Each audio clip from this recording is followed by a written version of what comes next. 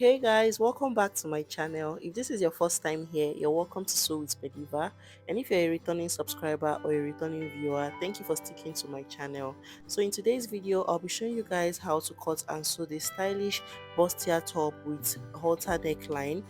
So you can wear this top in two different ways depending on your preference. It is still going to come out very beautiful, and this is what the back looks like. So if it's something you are interested in, make sure to keep watching and make sure you watch till the end so that you don't miss out on any detail. And don't forget to give this video a thumbs up, leave a comment and subscribe to my channel. So I made use of 1 yard of denim fabric for this top. You can also make use of Ankara fabric or crepe fabric, and I have my bias strip here for finishing. So if you're working with an Ankara fabric, you're going to need a lining for turning over, and I have the other materials: my tape roll, my scissors, my roller and my chalk. So let's go ahead to fold the fabric. So we're starting with the front part, and I have my fabric cut out. It is in a fold of 2. So the width of fabric I folded was my round hip measurements divided by 4, which is 11 inches, and I added 3 extra inches to it for seam allowance. So this top is in form of a tube bustier. So I'm going to take my tape rule and place it 7 inches above the starting line. So you can decide to do 8 inches if you want yours really low, but for mine 7 inches was okay. You can decide to work with 6 inches as well, but with that you'll have to come down lower on the armhole area. So I'm going to place my tape rule 7 inches above the starting line to mark the full length of this top. So the full length of my top is 24.5 inches, and I added half an inch extra for turning over with the bias strip at the base. So I have 25 inches there. So after marking the full length, I'll go ahead to mark the remaining vertical measurements that I need. So still placing my tape rule 7 inches above the starting line, I'm going to mark from my shoulder to my nipple point, which is 10.5 inches. I'll mark from my shoulder to my under bust, which is 13.5 inches, and to my half length is 16 inches. So go ahead to mark your own appropriate measurement and extend the lines this way. So you can also label the lines to avoid any confusion. The next thing we want to do is to mark out the dart. So to get the dart line, go ahead to divide your nipple to nipple measurements by 2 and add half an inch to whatever you got. So mark it on all the lines that you have marked initially. From the closed angle of your fold, go ahead to mark it all the way and then use your ruler to connect the points together. So after that, the next thing is to take the under bust tightening. So I'll come over to the under bust line. So this is why it is important to label your lines. For the under bust tightening, I'll take 1 inch on this side. A bigger size can do 1.5 inches. And on this side towards the center front, I'll also take 1 inch. So on the bust line, on the bust point, I'll go ahead to come down by 1 inch and just connect the points this way. On the hip line, I'll come up by 2 inches and then use my ruler to connect the dart legs. So this is just a simple freehand bustier top that we're making. So after connecting, you should have something that looks like this. So for the over bust tightening, I'll take 0.5 inches on both sides. A bigger person can do 0.75 on both sides. After marking, I'll just use my free hand to connect it all the way to the bust point, and this is what we have. So this is basically all for the darts. The next thing is to place the round body measurement. So on this first line, which is the chest line, I'm going to place my bust measurements divided by 4. So my round bust measurements divided by 4 is 10 inches. So you don't need to add the over bust tightening dart, just go ahead to add your seam allowance. And on the bust line, I'll place exactly what I have on the chest line and just connect the points together this way. So on the under bust, if your under bust measurement is different from your waist measurement, go ahead to place the measurement there. So measure around your under bust, whatever you got, divide it by 4 and add your dart to it. So I have a dart of 2 inches on that point. I'll add it to it and I'll add my seam allowance as well. Then I'll mark whatever I got on the line this way. So on this waistline, which is the half length, my round waist measurements divided by 4 is 8.5 inches. I'll add this dart of about 1 inch and I'll add my seam allowance to it as well, and then I'll connect the points together. You can see that my line is not completely straight.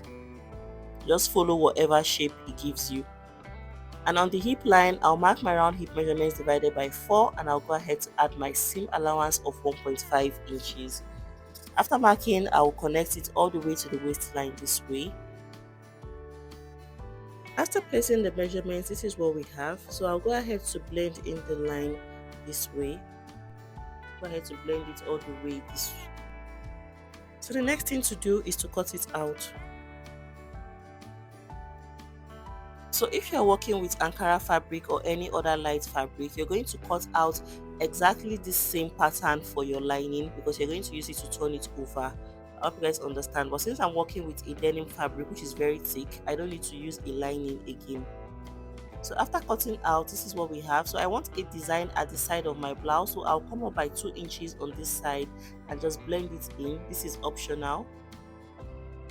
So after cutting out, this is what we have. So I'll set this aside now while we work on the back. So for the back, I have another fabric in a fold of 2, and I've gone ahead to take out a zipper allowance towards the closed angle, a zipper allowance of 1.5 inches. So after the zipper allowance, what I have is my round hip measurements divided by 4 plus 1.5 inches for seam allowance. So I'll mark out a straight line at the upper part of my fabric like I did with the front panel. And I'll place my tape rule again 7 inches above the starting line to mark the vertical measurement. So the first measurement is from my shoulder to my nipple point, which is 10.5 inches, shoulder to my half length, which is 16 inches, and the full length of this top, which is 24.5 inches. Go ahead to mark your own measurement and extend the lines this way. So after extending, I'll go ahead to place the dart. So to get the dart line, divide your nipple to nipple measurement by 2 and add half an inch to it. So whatever you got, go ahead to mark it on all the lines, just as you can see me doing in the video. And then connect the points together using your ruler. So on the waistline, which is the half length, I'm going to take 0.5 inches on both sides of the line, half of an inch. And then I'll use my ruler to just connect it all the way up this way. I'll come up by 2 inches again on the hip line before I connect the dart. After connecting, the next thing is to place the body measurement. So make sure you're taking all the measurements after the zipper line. So on the bust line, I'll mark my round bust measurement divided by 4 plus my seam allowance and the half an inch dart. So connect it all the way up this way. And on the waistline, I'll mark my round waist measurements divided by 4. I'll add this 1 inch for that and 1.5 inches for my seam allowance. And on the hip line, I'll mark my round hip measurements divided by 4 and I'll add my seam allowance, then connect the points together this way. After that, I'll come up again by 2 inches just like I did with the front and just connect it in.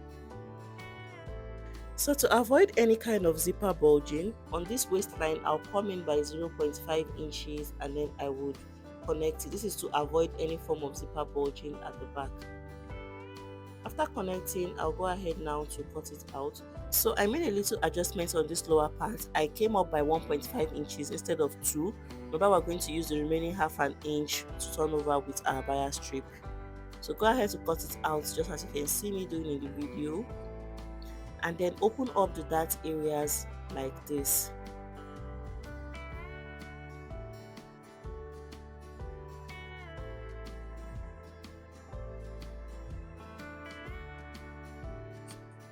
So after opening up, this is what we have. I'll go ahead now to arrange it for you guys to see. These are the center bags and these are the sides.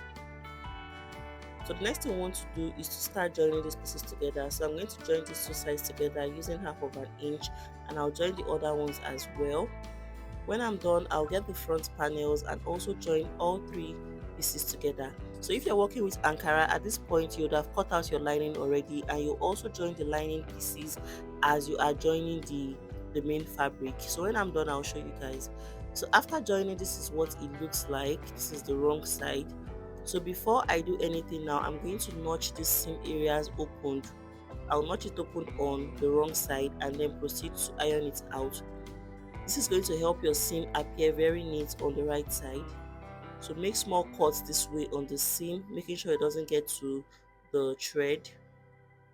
And I'll repeat the same thing on the other side. When I'm done, I'll take it to my ironing board and just open up the seams and iron it. I'll repeat the same process for the back panels and show you guys.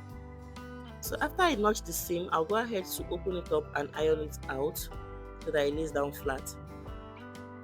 And after doing all of that, I'm going to turn over the neckline with my bias strip. So if you're working with lining, at this point you should have cut out this exact pattern and also joined it together like this. But for mine, I'll be finishing with a bias strip since my fabric is very thick. So I'll place it on the right side this way and then open it up and stitch it down just the way you turn over with your bias strip. So after stitching down, I'll then notch it and turn it over to the wrong side and also stitch it down. So I'll repeat the same process on the other side. I'll stitch down my bias strip on the right side and then turn it over and finish on the wrong side. So when I'm done with that, I'll repeat the same process on the neckline of the front panel. I'll use my bias strip to turn it over and then I would iron it out. So after turning over with the bias strip, this is what it looks like. You can see how neat it looks. I have also opened up the seam and ironed out, so you can see how neat it appears on the right side. So the same thing was done on the back panels. You can see what it looks like. So the next thing we want to work on is the halter neck design, the fabric that goes around the neck of your dress. So remember when we were drafting out this fabric, we took out 7 inches from the shoulder. But from the design we have, the strap is going to go from the side all the way around your neckline. So I'm going to just slant my tape rule this way, making sure the 7 inches is still on the top of my fabric, and then just check out what I have there. So if I want my fabric to start from the side, I'm going to need about 10 inches long for one side and 10 inches on the other side. So for the one that will go around my back neckline, I'm going to just make use of 7 inches because I don't want it too tight. So I'm going to add 10 inches on this side plus 10 inches on the other side, then add the extra 7 inches to it.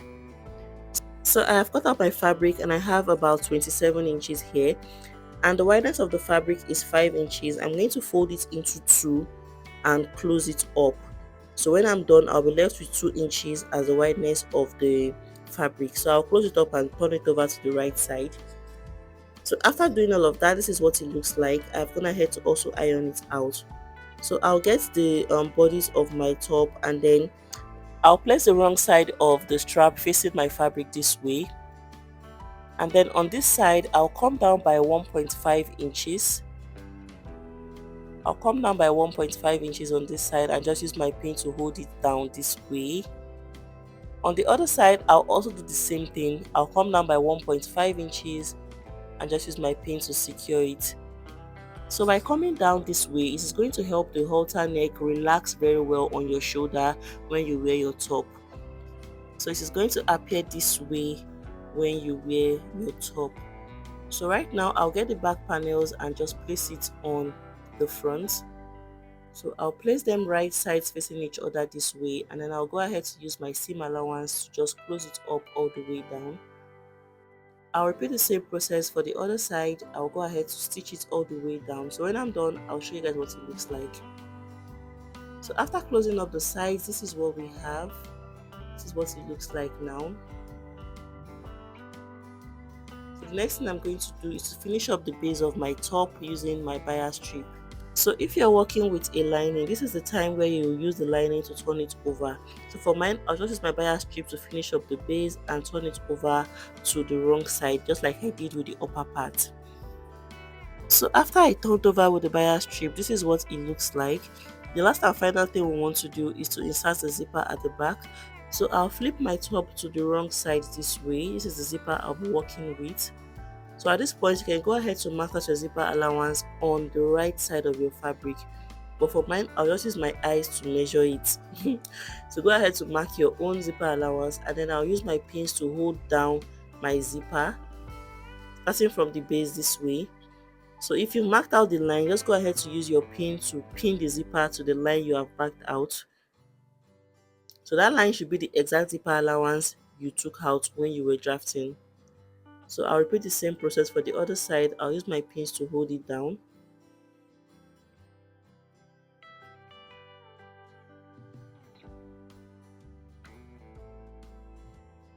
So after pinning, I'll cut out the excess at this upper part. I'll make sure I leave about 2 inches there, and then I'll go ahead to fold it in and stitch down my zipper all the way down.